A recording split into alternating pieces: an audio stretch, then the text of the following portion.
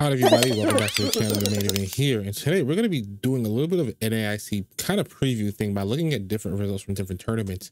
And at the end, we're going to do something called like a restricted radar for you guys. Question of the day, what do you think is the call for NAIC? Whether you are an experienced player or not, let me know what you guys think the call for the biggest North American tournament is. So we're going to start with these Japan Nats results. And you're probably thinking like, Japan Nats, why are we thinking about Japan Nats? So we're going to go over Japan, Bologna, and Los Angeles, a little bit of each. The reason we're doing this, right, is because this is not going to be a North American-based meta or a EU-based meta or Latin American-based meta. International metas are the most unpredictable because people are traveling from all over the world for all of them, regardless of what region they're in. Now, there's less Japan players that travel to these international events because they have their own circuit. But sometimes players from the other regions will fish from the Japan results to kind of get some ideas for team building. So I still think that it's important to look at. And then that goes for the Bologna's most recent event, as well as Los Angeles' most recent event, right? Because players from the EU will be here, and obviously players from North America will be here as well. So in Japan, that's the top four. There was four unique restricteds. Terrapagos, Calyrex, I was going to call it Glacier just now for some reason, Kyogre, Miraidon. This Miraidon team is actually pretty common. So like this team actually may have been fished from EU, right? Because I think they were using this core with fire type, and I think they were using some Volcarona there as well as North America. Some people were using the Volcarona as well. This is not an uncommon kind of team build. Even like back in the Sword and Shield days, obviously missing the Chiampao, but like they were like Entei, the fire type, and the rain teams. Rillaboom, Urshifu, Tornadus, Kyogre. Except this Kyogre was, I think, Blizzard. Yeah, it was Covert Cloak, Blizzard, Terra Ice, because it was kind of interesting because the format of this tournament was closed team sheets up until day 2, I want to say. Okay, so the day 1 Swiss round double elimination was closed team sheets, so you could kind of, you know, use that to your advantage to get to the first day. Then top 8 was open team sheets, and I think it may have been closed Terra, but it was open team sheet for that. And then the last round was also, I think day 2 was also open team sheets best of 3, if I'm pretty sure. So yeah, and the top 8 was rounded out by Calyrex again, Miraidon again, Lunala, and Necrozma Dawnwings. Whenever I talk about one of these, essentially talking about both because they're the same thing. This is a Pokemon that is going to be on the radar. I'll explain where on the radar once we get to it. But I think Lunala is something that you do have to consider going into NAIC for sure. We're going to go over to the Bologna top 8, and then we're going to look at some more usage for Bologna and Los Angeles since we have the more metadata for that. Top 8 of Bologna, which is the most recent regional event. Looks like Calyrex had 2 in the top 8, Miraidon had 1, but it's back in the top 8 after I think having none in Los Angeles. I'll double check that. Kyogre once again in another top 8 for an event, right? So Kyogre is something else that's going to be on the radar, similar to Lunala, and we'll get to that once we get there once again. Zamazenta is also back at the top 8 after I think missing the other one. I think even Terrapagos may have missed. Let's check it right now. Let's check Los Angeles top 8. So Terrapagos, Zamazenta, and Miraidon all missed the top 8 for Los Angeles, but they all kind of made and almost damn near dominated the top 8 for Bologna. That may have something to do with like play styles, or just the meta shift from here to here. Because you look at these teams, right? Terrapagos, very balanced heavy team. Terrapagos, balanced heavy team. Even the Miraidon, no, it could be kind of like a hyper offense mode with the balance mode with the Giraffe, Urshifu, Chiyu, and the Iron Hands. This is another balanced team down here. Actually, the same team from up here. That's interesting. They both use the same squad, and then from the same region. So that makes sense. So yeah, so like Terrapagos balancing, the EU region is very, very balance heavy. Yeah, like these teams, these Calyrex Shadow teams are kind of very balance heavy teams with the redirection, the fake out, the Rillaboom for more pivoting and fake out support. So like that balance, that very balance heavy style definitely transferred into this event. Even this team, like very balance heavy, not very hyper offensive. Maybe more like a bulky offense, right? Because this is probably a very bulky team here. But yeah, back to the top 8. So yeah, these Pokemon all made it into the top 8 after missing it in Los Angeles. In LA, I'm not sure exactly what happened to those Pokemon. I think what may have happened was the Calyrex Shadow may have just snuck up on some of them because Calyrex Shadow has a really good matchup into like Zamazenta, for example. And this is like the first tournament that Calyrex Shadow won, I believe, was this one. The first major that it won was this one, and then it also won this one, right? So Calyrex Shadow's picking up a lot of steam going into this tournament. Okay, but it didn't win Japan, which is all right. I just wanted to make sure. But like, it's one of the last two regional events, right? So that's really, really important going to the tournament, and something that you will have to look for. But I think you may have to index on it heavy, like people were doing back in the beginning of the format, because the index on it is still pretty heavy, but it's a little bit less. And also the teams have just kind of adapted, right? They've been using a lot of like the primary support partners like Clefairy, which did well at the beginning of the format, obviously. But then what ended up happening was people were using like very, very fast, very, very strong Calyrex Shadows, hyper offensively. People have been changing it to basically be like less offensive. So they're using a boosting item like this instead of Life Orb, but with Nasty Plot, Draining Kiss, Terra Fairy, more bulk, less speed than you'd expect. Like, they're not really running a lot of max speed, max plus attack anymore. They're kind of investing a lot in their bulk. Let me check Adi's. Adi's was Covert Cloak. Like, Covert Cloak is a non-boosting item. It's more so about keeping your Nasty Plot boost with Snarls and avoiding the fake out once you Terra Fairy. There's a lot of Citrus Berry ones running around. I'm trying to see if I can find one. That's Life Orb.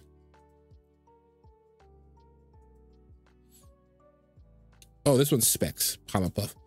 Yeah, like, so like the Specs variations, I don't think are as good right now. Like, they're very strong, don't get me wrong, but they're a little bit easier to deal with than the bulky variants that are running around right now. For all I know, that it could have been a bulky Specs though, right? So I don't want to speak too much on that. But like, as you see, like, it's just kind of everywhere throughout this tournament, as well as Miraidon and Calyrex. You're probably wondering why we're comparing these top 8s, right? It's because they're so different. Which is kind of the point here, right? Is that internets are very, very unpredictable, to the point that they become a little bit predictable, right? Because you kind of have to diversify your team building. Because we know single restricteds, it tends to be like a little bit of roulette with the restricteds. But what that means is that you have to build out your team in ways that cover not only your restricteds weaknesses, but even it's like 50-50 matchups, right? Because generally you want to just cover like its weaknesses, right? So for example, look at this this Calyrex team, right? What is Calyrex's worst matchups? His worst matchups are Zamazenta and Kyogre, I would say. So you build a team in a way that kind of deals with that, right? You have, I bet you this is Wide Guard Pelly. It's Wide Guard Pelly. Raging Bolt obviously is great in Kyogre. Raging Bolt is also very good in Zamazenta to hit it with special attacks, and the redirection from Amoonguss is also very good. Obviously, Amoonguss is great in Trick Room as well, but you can see here, like, these Pokemon, the fake out support, the redirection into the poison type fighting resist is built in a way to deal with its worst matchups. And a team like this will probably do very, very well in NAIC because it does cover those matchups very strongly. And even like its matchups that are like not really, really terrible, but more like 50-50, this team also covers it, right? Like Terrify Koraidon is kind of like a 50-50 matchup into this, right? But Pelipper covers this very, very well, right? Like this plus Chi-Yu plus like Flutter, and like this team here would be very, very hard for a team like this, if not for stuff like the Pelipper. The Pelipper covers that matchup very, very well and turns it into like more like a 60-40 than a 50-50. So I think that's something that you have to consider like in your team building. Even like this Calyrex team, this right here, this covers the Zamazenta matchup as well. I will say that this doesn't go into Kyogre as well. Like, yeah, you have Rillaboom, but like those Kyogre teams know Rillaboom is bad for it, so it also has ways to counter Rillaboom.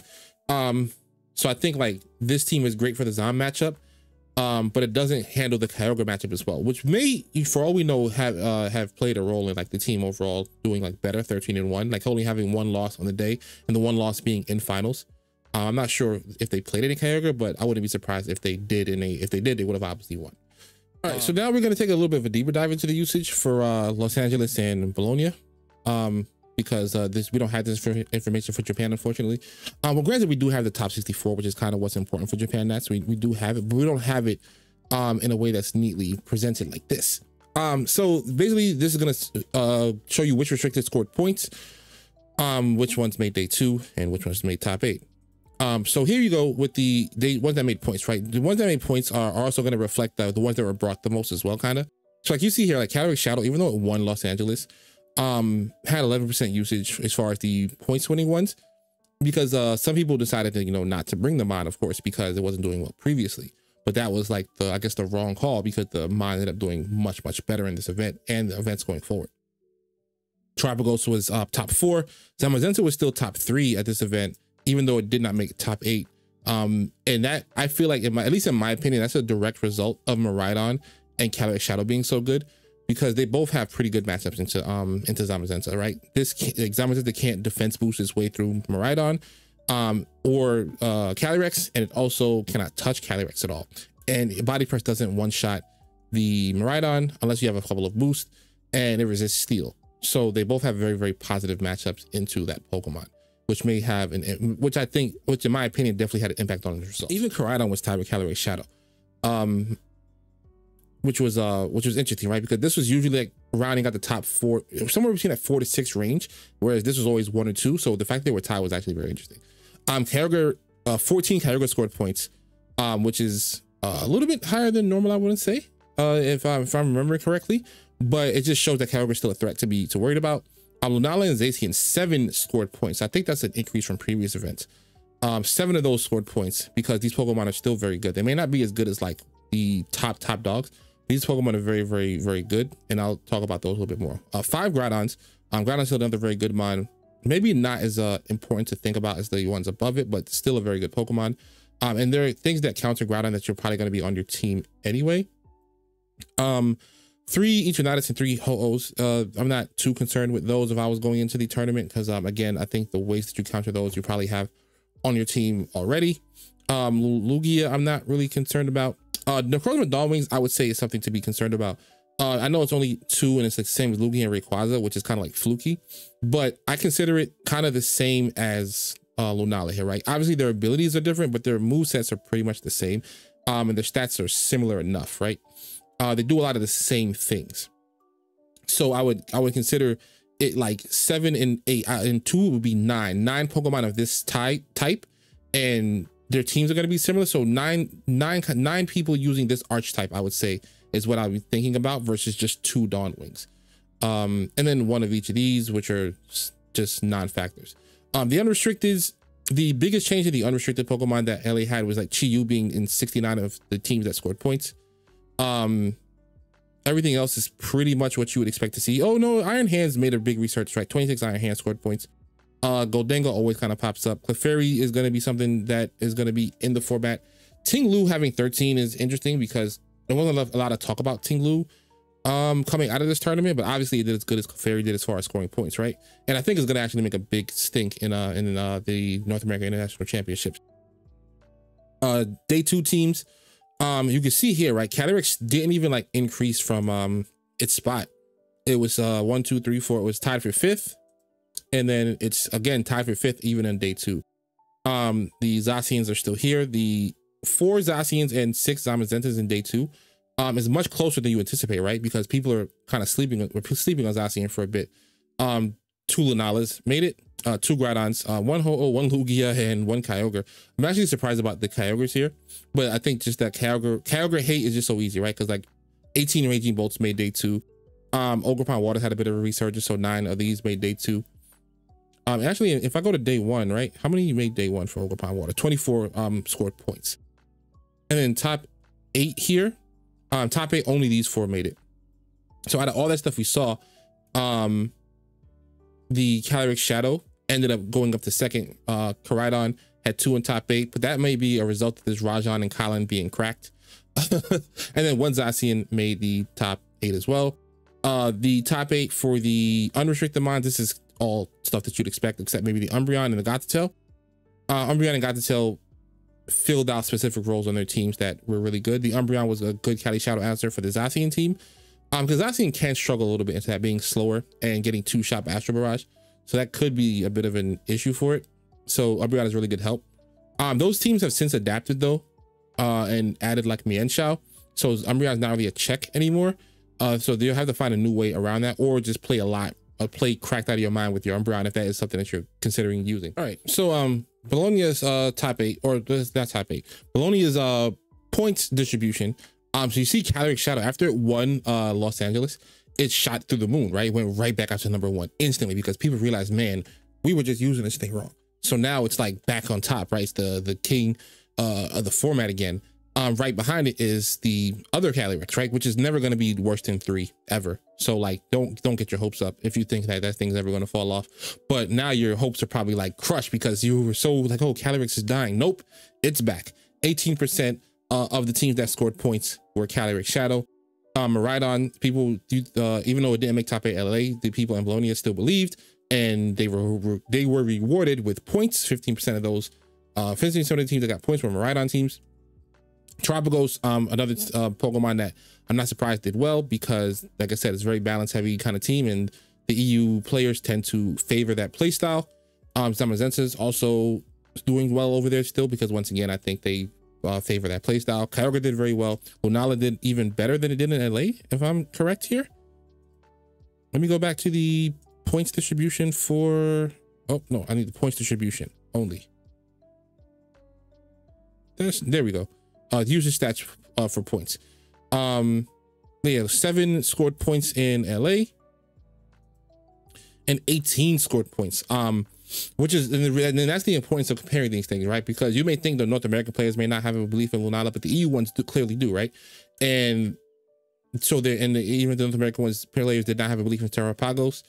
Clearly the EU players do, right? And again, this is a mixed bag tournament, so you can't just use one meta's data to make your decisions. Koraidon dropped off this tournament because they didn't believe in it as much, even though it's 17, still really good as Los Angeles. Oh, wrong screen. Which had 29 of the Koraidon scoring points, but over here it dropped off pretty heavily, right? And then the one person with their Dawn Wings, but again, I grouped that with Lunala. So because again, I think those team compositions are the same, but you just essentially maybe prefer Lunala over Dawn Wings because of the Shadow Shield ability. 5 Zacians, 3 Eternatus is kind of insane. Day 2, day 2 was dominated by Calyrex Shadow. Like, this Pokemon has more momentum now than it ever has in this format, and it's going to be the biggest threat at Nationals. Terrapagos and Glastrier, I keep wanting to call this guy Glastrier, round out the 2nd and 3rd placements. Lunala, watch out for that Lunala, 4th and 5th placements. Tying Miraidon, that's like bizarre. Like, that's not something you would expect in a North American circuit, but something that's a little bit less surprising because of where it was held. Kyogre had 5 in day 2. Because people over there will believe in Kyogre more than people in North America do, so you have to be careful of that. Zamazenta also did very well in the tournament. Koraidon did well. Zacian made the 1 and the Groudon made the 1. And then top 8, you can see here, Zamazenta made it back into top 8.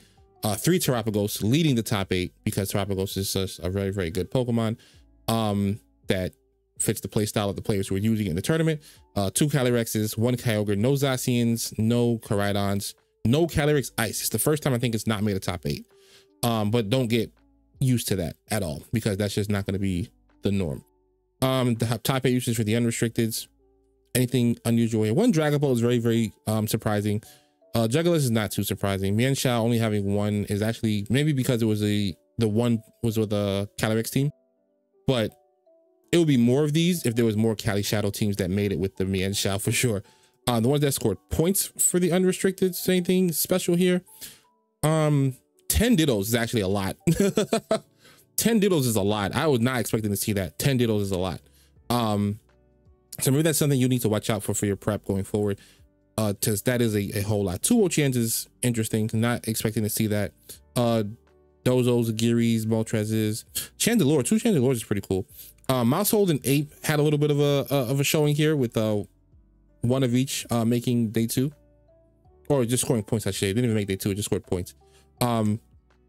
So they have this is a really strange metagame because Boudra is back a little bit. Day 2, what's it called? Organical. Day 2, Screamtail is something that might pop up a little bit because it just has so much utility. Ting-Lu, I think, is going to pop up more than this is. Like, I think it's more important to watch out for Ting-Lu than it is for like Serena, for example, right?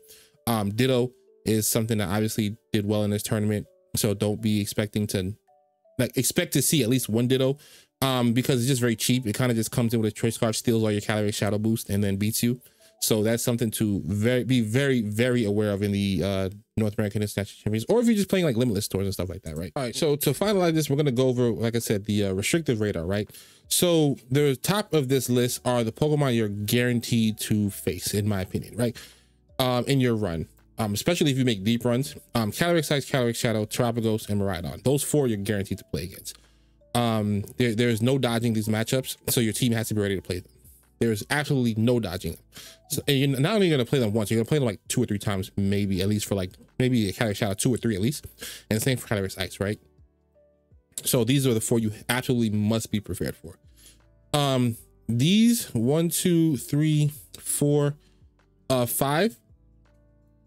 Or no, actually, no, not the 5. These 2 are ones that you are, I'd say, near guaranteed to play against, right? Koraidon and Zamazenta the Crown. At least 1. You probably won't play as many of those as you will the top 4 here, but you will play at least 1, maybe 2. So you have to have at least something to be able to navigate through those matchups.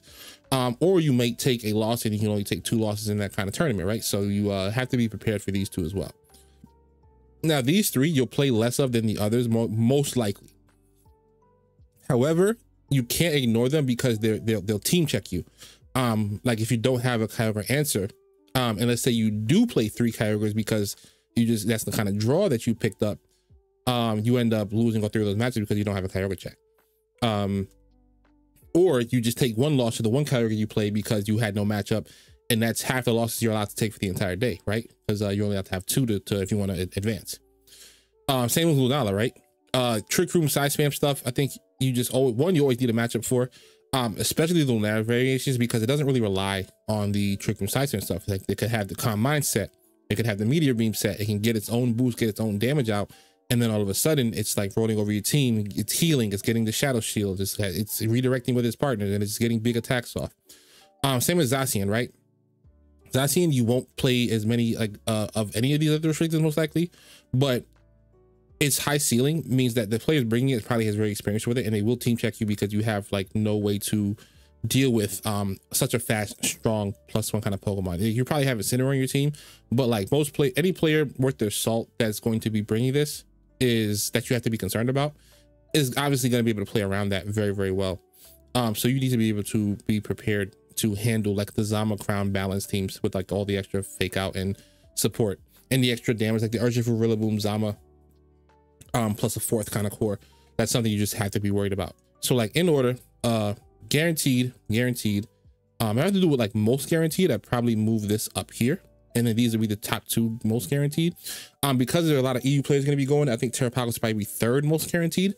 And then people are a little bit scared. Not everyone, a lot of people are a little bit scared to run Miraidon because it does struggle a little bit into Cali Shadow. But I think enough people have faith in it that they'll still bring it. So it's kind of your 4th most guaranteed matchup. These 2 you will like near guaranteed to play at least 1, maybe 1 to 3 during a run. These are like at least 2, right? So I guess that's the kind of difference. At least 2 to 5 kind of like during a run. 2 to 4, I would say. So like 1 to 2 or 1 to 3, 2 to 4 kind of thing for those. This is like 1 to 2, 1 to 2. With a potential to explode with Lunala. So like Lunala, I would move above Kyogre actually, because I think with the U players coming over, that Lunala is has very high potential to like just pop off and do well. Kyogre will team check you if you're not ready for it. Same as Zacian. Zacian, you're probably like, you might just face 1 during their run, but that 1 could be the end of your run for all you know, right? So be prepared for that. Anyway, apologize for the low energy. I have a bit of an earache and like something going on with me. So I'm trying to keep myself as strong as possible here. But thank you guys for being here and watching. If you have any questions about any of them, any other thoughts I have for NAIC, let me know in the comments below. Question of the day, don't forget, what do you think is the call for NAIC? Let me go ahead and get that. Otherwise, thank you guys. See you guys in the next video. Peace.